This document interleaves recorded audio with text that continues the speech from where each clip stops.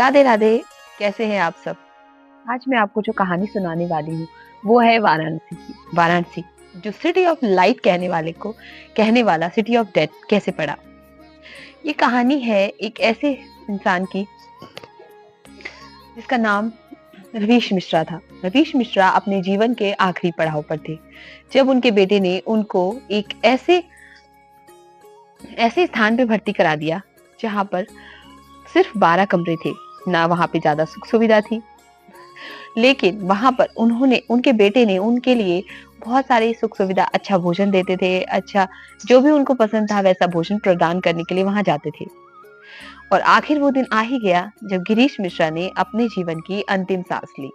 जी हाँ, वो जो जगह थी वो कोई ऐसा नहीं था, कोई मर्सी किलिंग की जगह नहीं थी जहाँ पे वहां पर लोग मरने आते थे।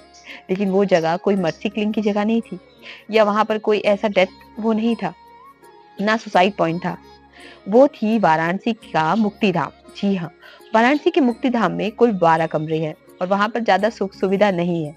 वहां पर लोग अपने जीवन की मुक्ति के लिए आते हैं। जी हाँ, लेकिन ऐसा नहीं है, वहां पर हर व्यक्ति नहीं जा सकता। वहां पर लोग हर दिन वाराणसी में 20,000 लोग सिर्फ मरने के लिए तीर्थ यात्रा करते हैं। जी हाँ, माना जाता है कि वाराणसी में जो भी अपना अंतिम समय बिताता है, जो भी अपना प्राण वहां पे त्याग करता है, उसको सीधे स्वर्ग की प्राप्ति होती है। वो जन्म मरण के चक्कर से मुक्त हो जाता है। जी हाँ, लेकिन इसके पीछे की भी एक कहानी है।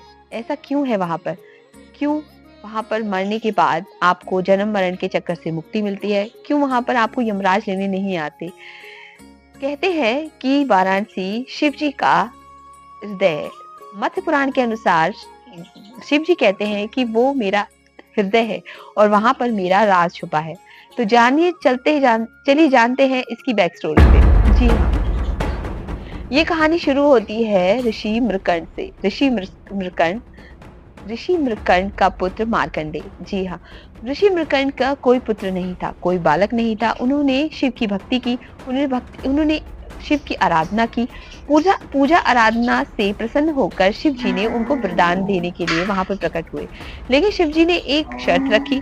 शर्त ये थी कि उन्होंने ऋषि मृकंड से ये कहा कि क्या मैं आपको एक ऐसा पुत्र दूंगा जिसकी आयु बहुत लंबी होगी, लेकिन वो मूर्ख होगा, या फिर आपको एक ऐसा पुत्र चाहिए जो सिर्फ 16 वर्ष तक की आयु तक जीवित रहेगा, लेकिन वो बहुत होशियार होगा, बहुत समझदार होगा। ऋषि मृकंड ने 16 वर्ष की आयु वाला पुत्र चुना, जो बुद्धि में बहुत तेज हो। अब ऋषि मृकंड को एक पुत्र हुआ जिसका नाम मार्कंडेय रखा गया। मार्कंडेय इतने होशियार और इतने समझदार थे कि उन्होंने छोटी वर्ष की आयु में ही वेद, पुराण, ऋग्वेद सबकी अच्छे से शिक्षा दीक्षा प्राप्त की थी।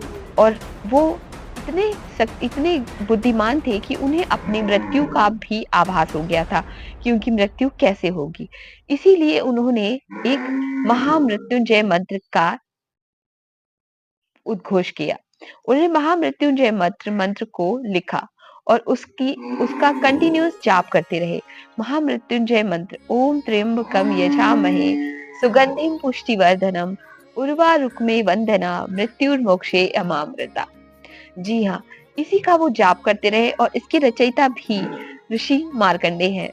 और जब वो उसका जाप कर रहे थे तो उनकी मृत्यु का जो समय था वो निकट आ गया। यमराज के दूतों ने उनको बुलाने के लिए भेजा। यमराज के दूत वहां उनको नहीं ले जा पाए क्योंकि वो शिव जी की आराधना कर रहे थे। शिव जी की आराधना करते हुए उनकी इतनी ताकत, इतनी हिम्मत नहीं थी कि वो उनको ले जा पाते।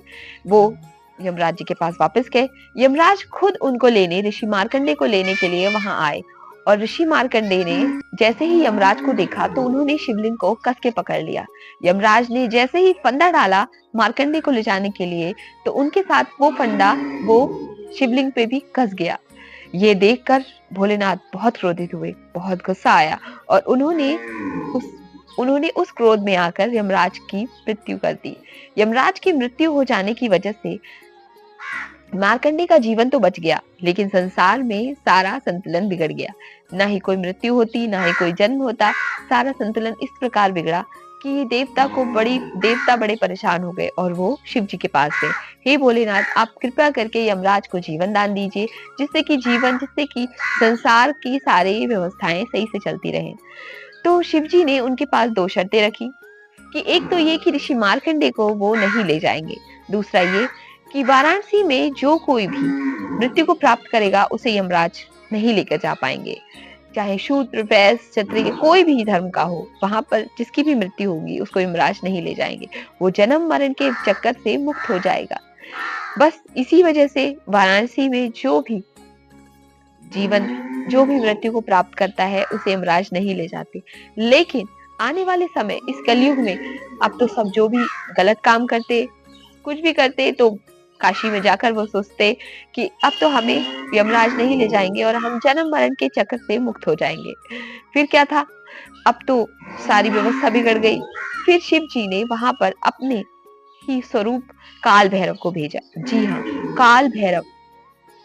ऐसा माना जाता है कि काल भैरव काशी के गेट पर है, काशी के द्वारपाल बनकर आज भी वहां पर है। काल भैरव जिनके बड़े बड़े दांत हैं, और गले में बड़े बड़े सांप हैं। ऐसा माना जाता है कि काल भैरव इतने शक्तिशाली थे कि उन्होंने ब्रह्मा का एक सर काट दिया था।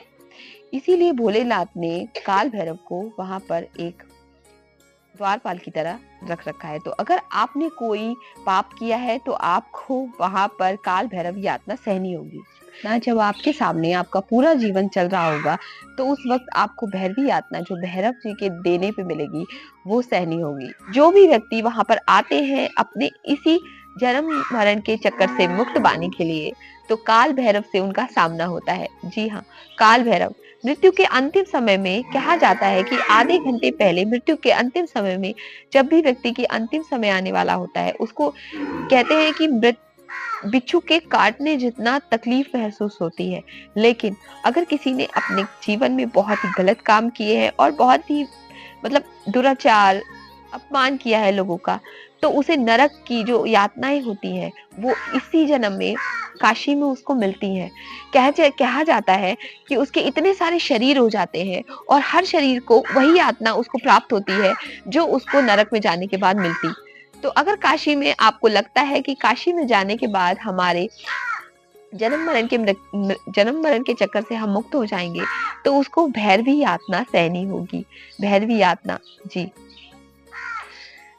और वहां पर काशी में ऐसे 80 घाट है। 80 घाट में से सबसे माने जाने वाला घाट है मणिकर्णिका घाट। जी हाँ, मणिकर्णिका घाट पे 24 घंटे एक ना कोई अर्थी जलती रहती है। और कहते हैं कि जैसे जन्म का एक प्रोसेस होता है, उसी प्रकार एक मृत्यु का भी प्रोसेस होता है। मृत्यु का प्रोसेस भी 12 दिन में ही समाप्त होता है। अगर इस बीच कोई भी व्यक्ति उस प्रोसेस को कंप्लीट नहीं करता, तो फिर उस प्रोसेस में उसकी आत्माएं वहीं भटकती रहती हैं। कहा जाता है कि वहां पर बहुत सारे लोग वहां पर अपनी पूजा पाठ भी करते हैं। अघोरीज वहां पर बैठकर अपनी पूजा करते हैं। अघोरीज को बहुत सारी पॉजिटिव एनर्जी प्राप्त होती है। और आसपास चिताओं के आसपास रहकर वहां पर वो पूजा पाठ करते हैं। और ये भी कहा जाता है कि वहां के जो डूम राजा है वो तो इस चीज को बहुत पवित्र मानते हैं। वहां पर इस चीज को दुख से नहीं मनाया जाता। वहां पर जब भी कोई मृत्यु होती है तो उसको सेलिब्रेट किया जाता है कि वो एक जन्म मरण का ये तो एक तरीका है, भगवान से मिलने का तरीका। तो जो वहां के डूम राजा हैं, वो जो चिता की लकड़ी से जो चिता जलती है उससे अपने घर का चूल्हा भी जलाते हैं।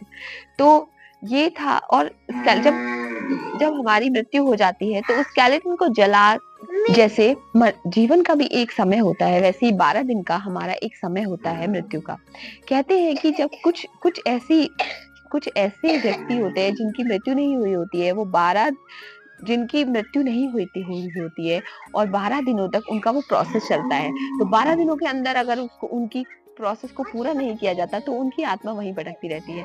कहते हैं कि अघोरीज भी वहां पर बैठकर पूजा करते हैं। कैसा लगा आपको मेरा वीडियो? अच्छा लगा हो तो प्लीज सब्सक्राइब कीजिएगा, लाइक कीजिएगा और आपके वाराणसी के बारे में क्या थॉट्स हैं हमें जरूर बताइएगा। तब तक मिलते हैं नेक्स्ट वीडियो में। राधे राधे।